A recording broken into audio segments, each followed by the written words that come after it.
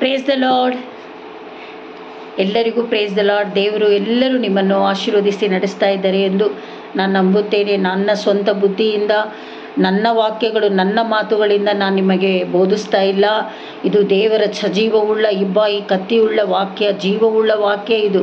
ಅದನ್ನೇ ನಿಮ್ಮ ಮುಂದೆ ಇಡುವುದಕ್ಕೆ ಕರ್ತನ ಆಶೀರ್ವಾದ ನನ್ನ ಮೇಲೆ ಇಡುವುದರಿಂದ ನಾನು ನಿಮ್ಮ ಮುಂದೆ ಧೈರ್ಯವಾಗಿ ಮಾತನಾಡುವವಳಾಗಿದ್ದೇನೆ. ನನ್ನ ಧೈರ್ಯ ಅಲ್ಲ, ಅದು ಪರಿಶುದ್ಧಾತ್ಮನ ಧೈರ್ಯ.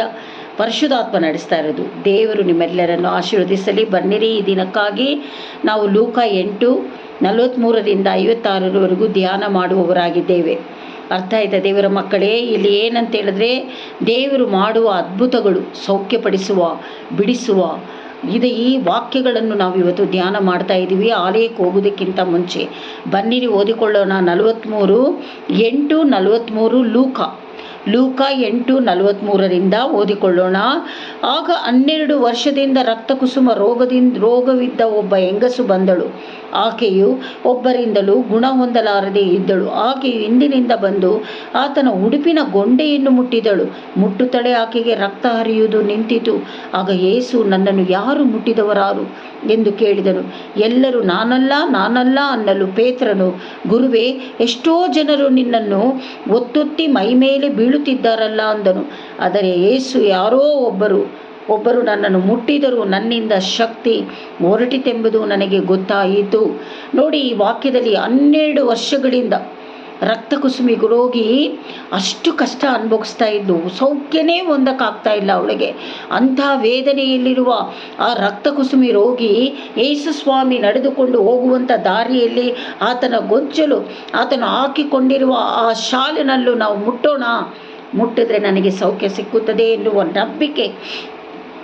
ನಂಬಿಕೆಯಿಂದ ಅವಳೇನು ಮಾಡ್ತಾಳೆ, ಜನಗಳನ್ನು ನೂಕಿಕೊಂಡು ಹೋಗಿ ಮುಟ್ಟಿ ಕುಳಿತುಕೊಳ್ತಾಳೆ. ತಕ್ಷಣವೇ ಅವಳಿಗೆ ಸೌಖ್ಯ ಸಿಗುತ್ತದೆ.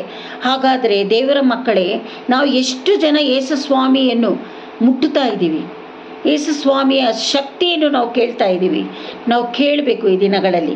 ಯೇಸು ಸ್ವಾಮಿಯನ್ನು ಯಾವ ರೀತಿ ಮುಟ್ಟೋದು ಅಂತ ಹೇಳುವುದಾದರೆ, ವಾಕ್ಯಗಳನ್ನು ಓದಿ ನಂಬಿಕೆಯಿಂದ, ವಿಶ್ವಾಸದೊಂದಿಗೆ ನೀವು ಅದನ್ನು ಅಂಗೀಕರಿಸಿಕೊಂಡರೆ ಖಂಡಿತವಾಗಲು ಅದು ನಡೆಯುತ್ತದೆ. ಅರ್ಥ ಆಯ್ತಾ ದೇವರ ಮಕ್ಕಳೇ? ಆಗ ಯೇಸು ಸ್ವಾಮಿ ಹೇಳಿದ್ರು ಶಿಷ್ಯರ ಹತ್ರ, ನನ್ನನ್ನು ಯಾರು ಮುಟ್ಟಿದ್ದು ಅಂತ ಶಿಷ್ಯರು ಹೇಳ್ತಾ ಇದ್ದಾರೆ. ಎಷ್ಟೋ ಜನರು ನಿನ್ನನ್ನು ಮುಟ್ಟಿ ಹೋಗ್ತಾ ಇದ್ದಾರಲ್ಲ, ಒತ್ತಿ ಹೋಗ್ತಾ ಇದ್ದಾರಲ್ಲ, ಇದಕ್ಕೆ ಯಾಕೆ ಈ ಥರ ಕೇಳ್ತಾ ಇದೆ ಅಂತ ಹೇಳಿದ್ರೆ, ಇಲ್ಲ, ಯಾರೋ ಒಬ್ಬರು ನನ್ನನ್ನು ಮುಟ್ಟಿದ್ರು, ನನ್ನಿಂದ ಶಕ್ತಿ ಹೊರಟಿತು ಆಚೆ ಅಂತ ಯೇಸು ಸ್ವಾಮಿ ಹೇಳ್ತಾ ಇದ್ದಾರೆ. ಅರ್ಥ ಆಯ್ತಾ ದೇವರ ಮಕ್ಕಳೇ? ಹಾಗಾದರೆ ಆವಾಗ ಯಾರೋ ಒಬ್ಬರು ನನ್ನನ್ನು ಮುಟ್ಟಿದರು, ನನ್ನಿಂದ ಶಕ್ತಿಯು ಹೊರಟಿತೆಂಬುದೆಂದು ನನಗೆ ಗೊತ್ತಾಯಿತು ಅಂದಾಗ ಆ ಹೆಂಗಸು ತಾನು ಮರೆಯಾಗಿಲ್ಲವೆಂದು ತಿಳಿದು, ನಾನು ಯೇಸು ಸ್ವಾಮಿಯ ಮುಂದೆ ನಾನು ಮರೆಯಾಗಿಲ್ಲ, ಆತನ ಮುಂದೆ ನಾನು ಕಾಣ್ತಾ ಇದ್ದೀನಿ ಅಂತ ತಿಳ್ಕೊಂಡು ನಡುಗುತ್ತಾ ಬಂದು ಆತನಿಗೆ ಅಡ್ಡ ಬಿದ್ದು, ತಾನು ಇಂಥ ಕಾರಣದಿಂದ ಈತನನ್ನು ಮುಟ್ಟಿದ್ದೇನೆಂತಲೂ, ಮುಟ್ಟಿದ ಕೂಡಲೇ ತನಗೆ ವಾಸಿಯಾಯಿತೆಂತಲೂ ಎಲ್ಲ ಜನರ ಮುಂದೆ ತಿಳಿಸಿದಳು. ನಾನು ನಂಬಿಕೆಯಿಂದ ನಿಮ್ಮನ್ನು ಮುಟ್ಟಿದೆ, ನಾನು ಸೌಖ್ಯ ಹೊಂದಿಕೊಂಡೆ ಅಂತ ಅವಳು ಧೈರ್ಯವಾಗಿ ಹೇಳ್ತಾ ಇದ್ದಾಳೆ. ಆತನು ಆಕೆಗೆ 48:48 ಮಗಳೇ, ನಿನ್ನ ನಂಬಿಕೆಯೇ ನಿನ್ನನ್ನು ಸ್ವಸ್ಥತೆ ಮಾಡಿತು, ಸಮಾಧಾನದಿಂದ ಹೋಗು ಎಂದು ಹೇಳಿದನು. ನೋಡಿ, ಯೇಸು ಸ್ವಾಮಿ ನಮಗೆ ಸೌಖ್ಯ ಕೊಟ್ಟರು, ಇದೆಲ್ಲ ನಿಜಾನೇ, ಒಪ್ಕೊಳ್ತೀನಿ. ಆದರೆ ನಿನ್ನ ವಿಶ್ವಾಸ ಎಷ್ಟರವರೆಗೂ ಇದೆ, ನಿನ್ನ ನಂಬಿಕೆ ಎಷ್ಟರವರೆಗೆ ಇದೆ? ನಿನ್ನ ನಂಬಿಕೆ, ವಿಶ್ವಾಸನೇ ನಿಮಗೆ ಸೌಖ್ಯಪಡಿಸೋದು. ಯೇಸು ಸ್ವಾಮಿ ಮೇಲೆ ನಂಬಿಕೆ ಇಡಬೇಕು, ವಿಶ್ವಾಸ ಇಡಬೇಕು. ಯಾವ ವಿಷಯದಲ್ಲಾಗಲಿ, ರೋಗದಲ್ಲಾಗಲಿ, ಈ ರೀತಿ ರಕ್ತಕುಸುಮ ರೋಗದವಳಿದ್ದವಳಾಗಲಿ, ದೆವ್ವ ಪೀಡಿತರಾಗಲಿ, ಯಾರೇ ಆಗಲಿ, ನೀನು ಯೇಸು ಸ್ವಾಮಿ ಮೇಲೆ ಎಷ್ಟು ನಂಬಿದ್ದೀಯಾ, ವಿಶ್ವಾಸ ಪಟ್ಟಿದ್ದೀಯಾ, ಅದರ ಮೂಲಕವಾಗಿ ನಿನಗೆ ಬಿಡುಗಡೆ ಆಗುತ್ತದೆ. ಬನ್ನಿ, ನೀವು 49 ಓದಿಕೊಳ್ಳೋಣ. ಆತನು ಇನ್ನೂ ಮಾತಾಡುತ್ತಿರುವಲ್ಲಿ ಸಭಾಮಂದಿರದ ಅಧಿಕಾರಿಯ ಕಡೆಯವನೊಬ್ಬನು ಬಂದು, ನಿನ್ನ ಮಗಳು ಸತ್ತಳು, ಗುರುವೇ, ತೊಂದರೆ ಕೊಡಬೇಡ ಅಂದನು. ಆದರೆ ಯೇಸು ಅದನ್ನು ಕೇಳಿ ಅವನಿಗೆ, ಅಂಜಬೇಡ, ನಂಬಿಕೆ ಮಾತ್ರ ಇರಲಿ, ಆಕೆ ಬದುಕುವಳು ಎಂದು ಉತ್ತರ ಕೊಟ್ಟನು. ಅಲ್ಲಿರುವವರು ಬಂದು ಮಾತನಾಡುತ್ತಾ ಸಭಾಮಂದಿರ ಅಧಿಕಾರಿಯವರು, ನಿನ್ನ ಮಗಳು ಸತ್ತಳು, ಸಭಾಮಂದಿರ ಅಧಿಕಾರಿಗೆ ಹೇಳ್ತಾ ಇರೋದು, ನಿನ್ನ ಮಗಳು ಸತ್ತೋಗ್ಬಿಟ್ಲು, ನೀನು ಸ್ವಾಮಿಗೆ ತೊಂದರೆ ಕೊಡಬೇಡ ಬಾ ಅಂತ ಹೇಳಿದಾಗ ಯೇಸು ಸ್ವಾಮಿ ಹೇಳ್ತಾ ಇದ್ದಾರೆ, ನಾವು ಅವ್ರಿಗೆ ತೊಂದರೆ ಕೊಡಬೇಡ, ನಂಬಿಕೆ ಮಾತ್ರ ಇರಲಿ, ಅಂಜಬೇಡ, ನಂಬಿಕೆ ಮಾತ್ರ ಇರಲಿ, ಅವಳು ಬದುಕುವಳು. ನೋಡ್ದ, ನಂಬಿಕೆ ಎಷ್ಟು ಮುಖ್ಯ ದೇವರ ಮಕ್ಕಳೇ. ನೀವು ಎಷ್ಟು ನಂಬಿಕೆ ವಿಶ್ವಾಸದೊಂದಿಗೆ ಯೇಸು ಸ್ವಾಮಿ ಮೇಲೆ ಇಡ್ತೀರೋ ಅಷ್ಟು ನಿಮಗೆಲ್ಲ ಬಿಡುಗಡೆಗಳು, ಆಶೀರ್ವಾದ, ಸೌಖ್ಯ ಎಲ್ಲ ಸಿಗಲು ಸಾಧ್ಯವಾಗುತ್ತದೆ. ಬನ್ನಿರಿ ಓದಿಕೊಳ್ಳೋಣ. 51:8-51. ತರುವಾಯ ಆತನು ಆ ಮನೆಗೆ ಹೋಗಿ ಪೇತ್ರನು, ಯೋಹಾನನನ್ನು, ಯಾಕೋಬನು, ಆ ಹುಡುಗಿಯ ತಂದೆ ತಾಯಿಗಳನ್ನು ಇಷ್ಟು ಮಂದಿಯನ್ನೇ ಹೊರತು ಬೇರೆ ಯಾರನ್ನು ತನ್ನ ಸಂಗಡ ಒಳಕ್ಕೆ ಬರಗೊಡಲಿಲ್ಲ. ಎಲ್ಲರೂ ಅಳುತ್ತಾ ಆಕೆಗೋಸ್ಕರ ಎದೆಬಡಗೊಳ್ಳುತ್ತಾ ಇದ್ದರು. ಯೇಸು, ಅಳಬೇಡಿರಿ, ಆಕೆ ಸತ್ತಿಲ್ಲ, ನಿದ್ದೆ ಮಾಡುತ್ತಾಳೆ ಅನ್ನಲಾಗಿ ಜನರು ಆಕೆ ಸತ್ತಳೆಂದು ತಿಳಿದುಕೊಂಡರಿಂದ ಆತನನ್ನು ಹಾಸ್ಯ ಮಾಡಿದರು. ಅರ್ಥ ಆಯ್ತಾ ನೋಡಿ? ಯೇಸು ಸ್ವಾಮಿ ನಿಜವಾದ ದೇವರು.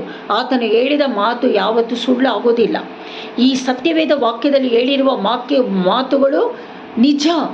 ಅರ್ಥ ಆಯ್ತಾ ದೇವರ ಮಕ್ಕಳೇ? ದೇವರು ಈ ವಾಕ್ಯದಲ್ಲಿ ಮಾತನಾಡ್ತಾ ಇದ್ದಾರೆ, ನಾನು ಹೇಳಿರುವ ಮಾತು ನೆರವೇರಿಸಿದವರೆಗೂ ನಾನು ಬಿಡಲ್ಲ ಅಂತ. ಅರ್ಥ ಆಯ್ತಾ ದೇವರ ಮಕ್ಕಳೇ? ನೀವು ನಂಬಬೇಕು. ಅದೇ ರೀತಿಯಲ್ಲಿ ಸತ್ತೋದ್ಲು ಆ ಹುಡುಗಿ ಅಂತ ಅಳ್ತಾ ಇದ್ರು. ಯೇಸುಸ್ವಾಮಿ ಬರೀ 3 ಶಿಷ್ಯರನ್ನು ಮಾತ್ರ ಸಭಾಮಂದಿರದವ್ರನ್ನ ಕರ್ಕೊಂಡೋದ್ರು. ಯಾರು? ಪರಿಸಾಯರನ್ನು ಕರ್ಕೊಂಡೋದ್ರು.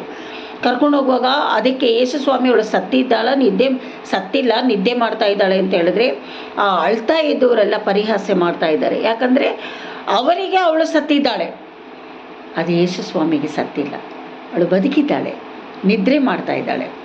ಈ ಅದ್ಭುತ ಯಾರಿಗೋಸ್ಕರ ನಡೀತಾ ಇದೆ? ಯೇಸು ಸ್ವಾಮಿ ದೇವರ ನಾಮ ಮಹಿಮೆ ಪಡಿಸುವುದಕ್ಕೋಸ್ಕರ. ಅರ್ಥ ಆಯ್ತಾ ದೇವರ ಮಕ್ಕಳೇ? ಆಗ ದೇವರು ಹೇಳ್ತಾ ಇದ್ದಾರೆ, ಅವಳ ಕೈಯನ್ನು ಹಿಡಿದು, ಯಾರು? ಸತ್ತು ಹೋದ ಹುಡುಗಿಯನ್ನು ಕೈಯನ್ನು ಹಿಡಿದು, ಅಮ್ಮಣ್ಣಿ ಏಳು ಎಂದು ಕೂಗಿದನು. ಆಕೆಯ ಪ್ರಾಣ ತಿರುಗಿ ಬಂದು ತಕ್ಷಣವೇ ಆಕೆ ಎದ್ದಳು. ತರುವಾಯ ಆತನಿಗೆ ಊಟ ಮಾಡಿಸಿರಿ ಎಂದು ಅಪ್ಪಣೆ ಕೊಟ್ಟನು. ಕೈ ಹಿಡಿದು, ಅಮ್ಮಣ್ಣಿ ಎದ್ದೇಳು ಅಂತ ಹೇಳಿದ ಅವಳು ಎದ್ದೋಳ್ಬಿಟ್ಲು. ಆಗ ಇವಳಿಗೆ ಊಟ ಮಾಡಿಸಿ ಅಂತನೂ ಯೇಸುಸ್ವಾಮಿ ಹೇಳ್ತಾರೆ. ಯಾಕಂದರೆ ಮನುಷ್ಯರ ಬಗ್ಗೆ ಯೇಸುಸ್ವಾಮಿಗೆ ಗೊತ್ತು. ಯಾಕಂದರೆ ಮನುಷ್ಯರ ಅವತಾರವನ್ನು ಎತ್ತಿ ಮಾಂಸದ ರೀತಿಯಲ್ಲಿ ಹುಟ್ಟಿ ಬೆಳೆದು ನಮಗಾಗಿ ಜಜ್ಜಲ್ಪಟ್ಟು ಶಿಲುಬೆಯಲ್ಲಿ 3ನೇ ದಿವಸ ಎದ್ದಂಥ ದೇವರಿಗೆ ಮನುಷ್ಯರ ಬಗ್ಗೆ ಚೆನ್ನಾಗಿ ಗೊತ್ತು. ಎಷ್ಟು ತಾಳ್ಕೊಳ್ಳೋಕ್ಕಾಗುತ್ತೋ ಅಷ್ಟೇ ದೇವರು ಕಷ್ಟ ಕೊಡೋದು. ಆಯಿತಾ? ಆ ದೇವರು ಕಷ್ಟ ಕೊಡುವುದು ಬೇರೆ, ದುರಾತ್ಮಗಳನ್ನು ಕೊಡೋದು ಬೇಡ. ಅದು ನಾವು ಮಾಡುವ ಪಾಪಗಳಿಂದ ಅದು ನಮಗೆ ಮುಟ್ಟುತ್ತದೆ. ಅರ್ಥ ಆಯ್ತಾ ದೇವರ ಮಕ್ಕಳೇ? ಅದೇ ದೇವರು ಹೇಳೋದು, ಆಕೆ ತಂದೆ ತಾಯಿಗಳು ಬೆರಗಾದರು, ಇವಳು ಎದ್ದಿದ್ದ ತಕ್ಷಣ ಆಶ್ಚರ್ಯಪಟ್ಟರು.